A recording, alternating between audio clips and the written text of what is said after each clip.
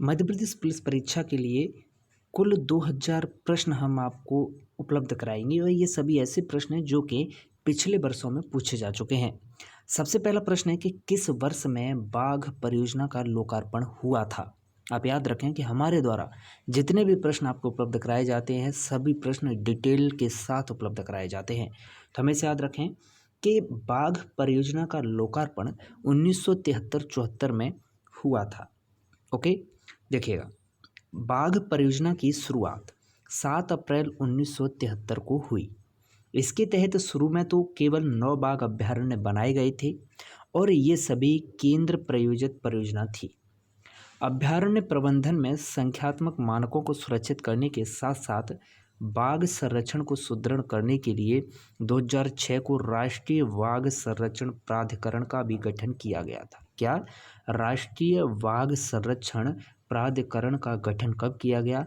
वर्ष 2006 में किया गया। ये प्रश्न भी आपके लिए बन जाता है। आगे बढ़ते हैं। अगला प्रश्न है कि किस वर्ष में भारत एक गणराज्य बना?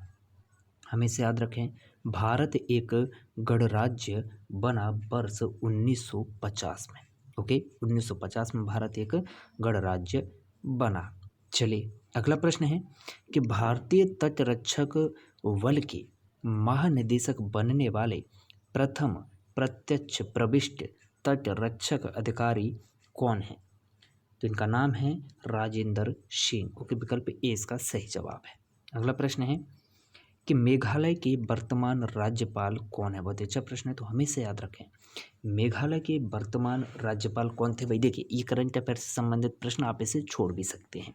ओके, अगला प्रश्न है कि भारतीय नौसेना के प्रमुख कौन हैं? ये भी करंट अफेयर से संबंधित प्रश्न है, आप इसे भी छोड़ सकते हैं, लेकिन आप ये जरूर आपको फोकस करना है कि करंट अफेयर से संबंधित जो प्रश्न पूछे गए वे भी किस तरह के पूछे गए हैं। तो वर्तमान में जितनी भी नियुक्तियां हैं और ये जो नियुक्तियां रहती हैं ये आपको परीक्षा से 10 दिन 15 दिन पहले आपको अच्छे से कर लेनी है। ओके, कोई भी चेंजेस रहते हैं तो पूरा कैसा है, बिल्कुल अपडेट होना चाहिए। अगला प्रश्न है कि पृथ्वी की सतह का 3/4 भाग किसके द्वारा अधिकृत है? तो हमेशा याद रखें, पृथ्वी की सतह का 3/4 भाग जल के द्वारा अधिकृत है।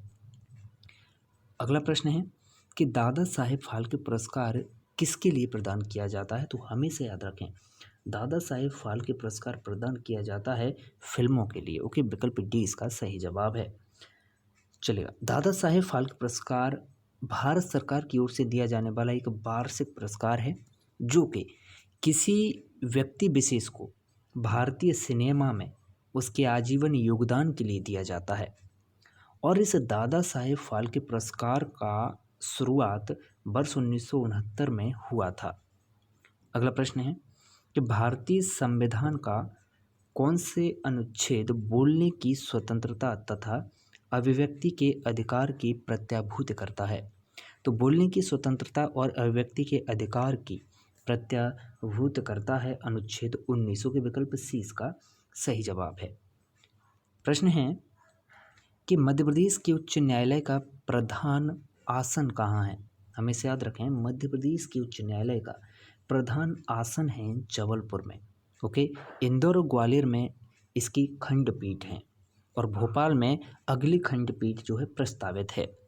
अगला प्रश्न है कि पगारा बांध कहाँ पर स्थित है? बहुत अच्छा प्रश्न है, तो हमेशा याद रखें, पगारा डैम स्थित है भाई मुरैना में। ओके, विकल्प ए इसका सही जवाब है। अगला प्रश्न है, केंद्र सरकार के सभी मंत्रियों की नियुक्ति किसके द्वारा की जाती है? तो पॉलिटी से प्रश्न भी आते हैं। ओके, तो केंद्र सरकार के सभी मंत्रियों की नियुक्ति की जाती है राष्ट्रपति के द्वारा।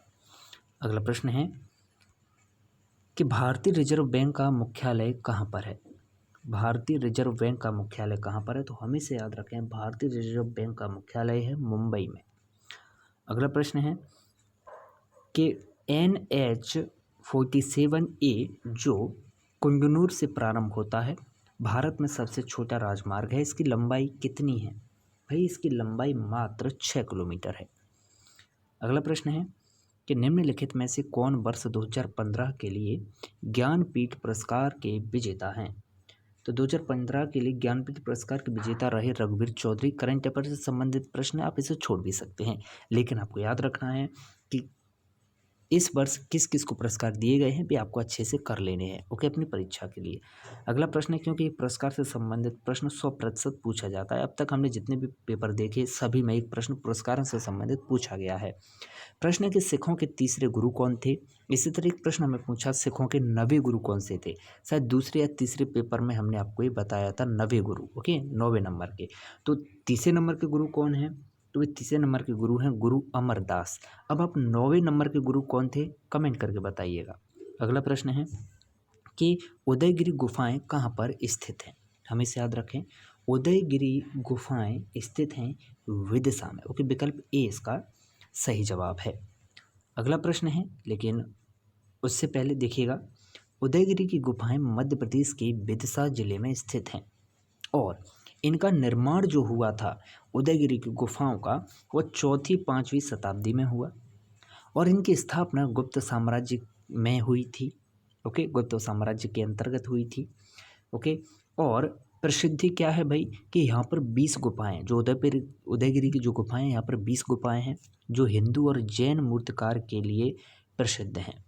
मूर्तियाँ विभिन्न पौराणिक कथाओं से संबंध हैं और अधिकांश कैसी हैं, गुप्त कालीन हैं। अगला प्रश्न है कि भारत में पहले एशियाई खेलों का आयोजन कब किया गया था। तो भारत में पहले एशियाई खेलों का आयोजन किया गया वर्ष 1951 में। अगला प्रश्न है, अंतर्राष्ट्रीय श्रम दिवस किस दिन मनाया जाता है। आप कोई भी पेपर उठा के देख लीजिएगा पुलिस का, पहला तो करंट अफेयर से संबंधित एक ऐसा प्रश्न पूछा जाता है कि कौन सा पुरस्कार किसे दिया गया। दूसरा प्रश्न ये 100% आता है दिवसों से संबंधित, ओके। तो अंतर्राष्ट्रीय श्रम दिवस मनाया जाता है 1 मई को, ओके, विकल्प ए इसका सही जवाब है।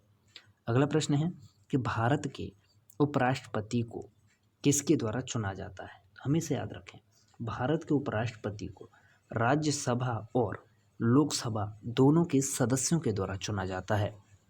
अगला प्रश्न है कि किन जिलों से कर्क रेखा नहीं गुजरती है। बहुत अच्छा प्रश्न, तो हमें इसे याद रखें, कर्क रेखा नहीं गुजरती है इंदौर और बालाघाट से, ओके। अगला प्रश्न, अब देखिए 14 जिलों से होकर कर्क रेखा गुजरती है, ओके, एमपी के 14 जिलों से होकर कर्क रेखा गुजरती है और इन 14 जिलों का नाम आपको 100% याद होना चाहिए और उनके लिए आप इस ट्रिक को याद रखिएगा कि भाई 14 जिले कौन कौन से हैं। रउआ, राशि, भवरासा, दमजब, कटनी, उमरासा। क्या, रउआ, राशि, भवरासा, दमजब, कटनी, उमरासा। इस ट्रिक के माध्यम से आप पूरे 14 जिलों को याद रख पाएंगे और आप आसानी से इस प्रश्न का जवाब दे पाएंगे। अगला प्रश्न है कि वह तारामंडल निम्न है जिसका नाम हंटर है। तो देखिएगा ओरायन, ओके, ओरायन तारामंडल का नाम क्या है, हंटन है, ओके, हंटर है। तो इसी तरह आपको हम एमपी पुलिस के लिए सभी पुराने पेपर्स का सॉल्यूशन उपलब्ध कराएंगे। आप बने रहें तेज एजुकेशन के साथ और प्लेलिस्ट में जाकर आप सभी वीडियो अवश्य देखिएगा सभी विषयों के।